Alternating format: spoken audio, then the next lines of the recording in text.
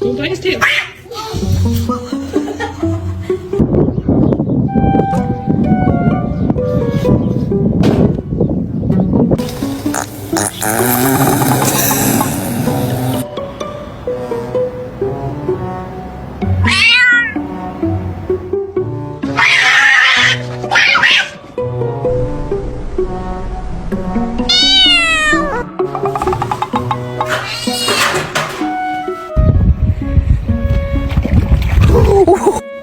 Okay, Sway, too much. Hey, too much.